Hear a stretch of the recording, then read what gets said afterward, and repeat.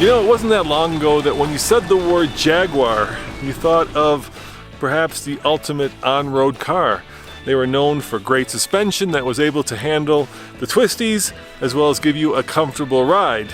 But they certainly weren't known for going off-road, and yet it wasn't that long ago that I took that very car, the brand new Jaguar E-Pace, off-road in Corsica, and I was impressed by just how well it did.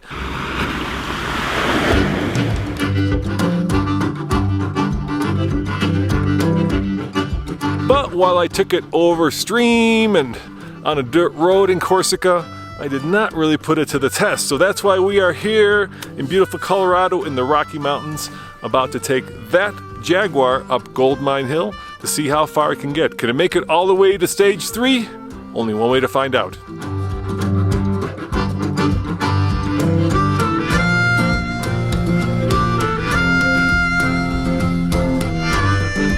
So let's not kid ourselves, most people won't take this Jaguar off-road, but it does have some off-road cred because it is part of JLR, Jaguar Land Rover. That means that there is some off-road goodness baked into this Jaguar. Now, let's talk about these tires. They're Scorpion Zeros, all-terrains.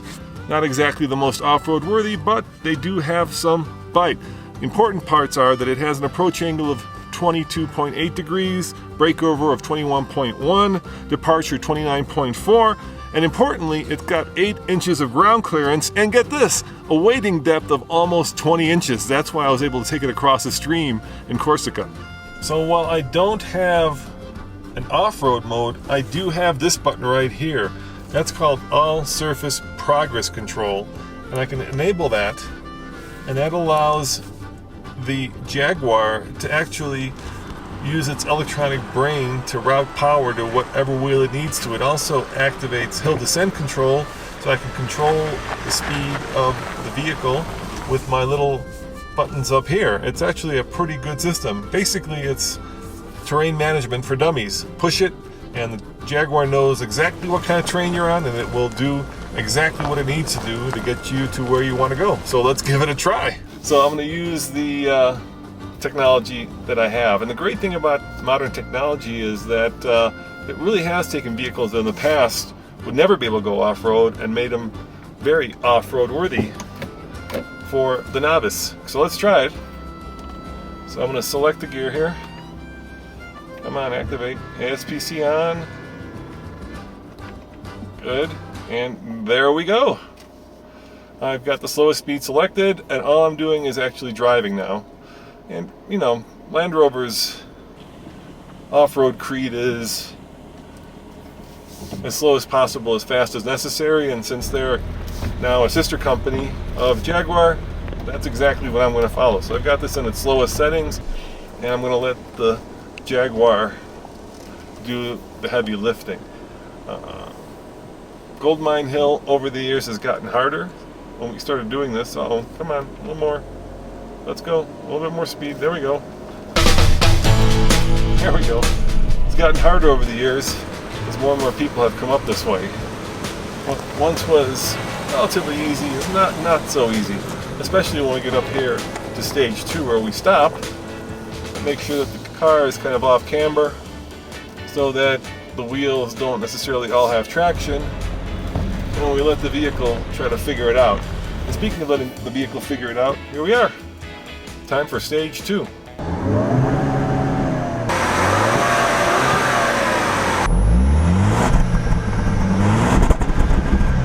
Under the hood is a 2-liter turbo. What else? They're in everything. It puts out 246 horsepower and 269 pound-foot of torque. It has made it to a 9-speed automatic that powers all 4 wheels. Now the interesting part is that it will do 143 miles per hour, and Jaguar says it'll do 0 to 60 in 6.7 seconds. Well, let's test that, because I think up here at a mile above sea level, it's going to be slower. Just like that, through the magic of video, I'm at the track wearing different clothes. How does that happen? You guys know. So let's see how fast this Jaguar is from 0 to 60. I've got the Solo DL acquiring the satellite signal. I've got it in drive, and let's put it in rain, snow, ice, no. Eco mode, no. Comfort mode, no. Gotta go dynamic. Get the best possible time. Brake torquing it. Let it go.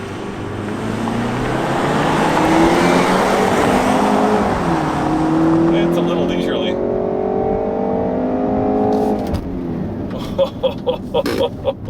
Oh, 9 seconds, 0 to 60 at a mile above sea level. If you guys were, let's say, at sea level, you can subtract a second from that. So this is about an 8-second car. Let's go back up to the mountain and see how it does going up stage 2.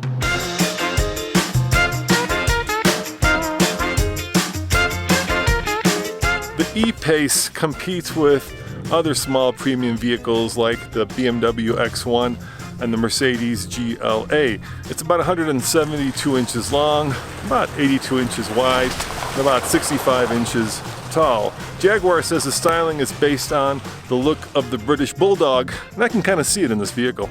Here we go. Whoa, it's going downhill. Come on. Come on, ASPC. Do your thing now. Oh, we got it.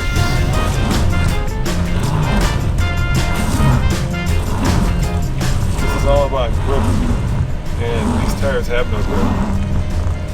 And so it's trying. I'm going to work it a little bit. I'm going to work it, see if I can keep getting smoke. Maybe, with a little bit of luck. Come on. Nope. It's really trying. I'm going to stop.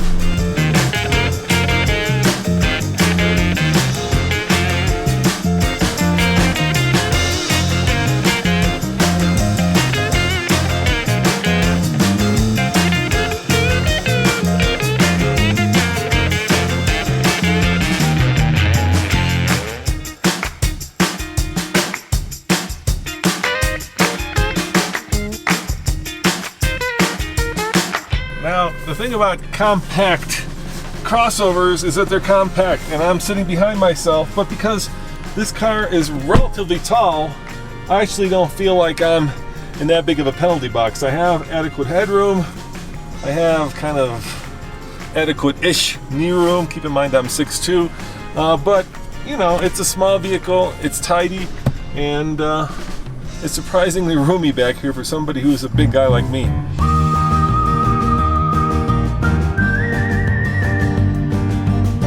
The good, bad, and weird of the Jaguar E-Pace. Let's start with the good.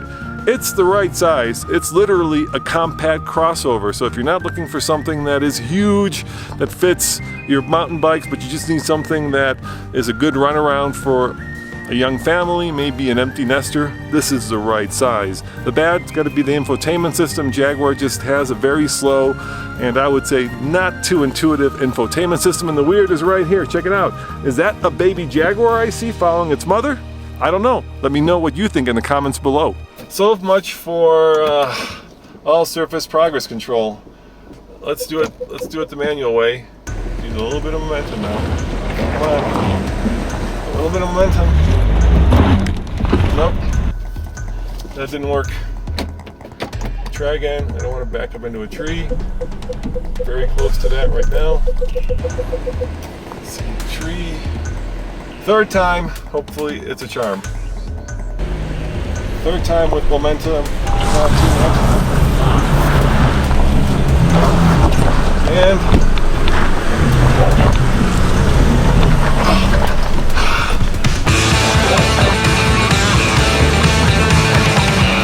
there we have it.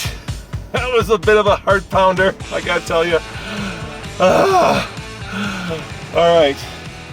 So you can have all the technology in the world, but if you got the wrong tires and you're just not getting enough traction, there's nothing the vehicle can do. So should I or shouldn't I try stage 3? Well, let's talk about the pros and the cons. The pros, the car is small and compact, so it probably won't hit a tree going up stage 3. It's good video. The cons, the all-surface progress control kind of ran out of tire. It really wasn't about the technology as much as about the tire. We've got a $50,000 plus car that we can damage. And the other con is it doesn't belong to us. So we'll always like to treat these cars with respect because, well, we don't want to do any trail damage to something that doesn't belong to us. So I think we'll call it done. Made it to stage 2 with a little bit of help from the driver. and that's fine. As always, this is Roman reporting for the Fastlane Car. Check out tflcar.com for more news, views, and of course, more going up Gold Mine Hill reviews. See you guys next time. Ciao.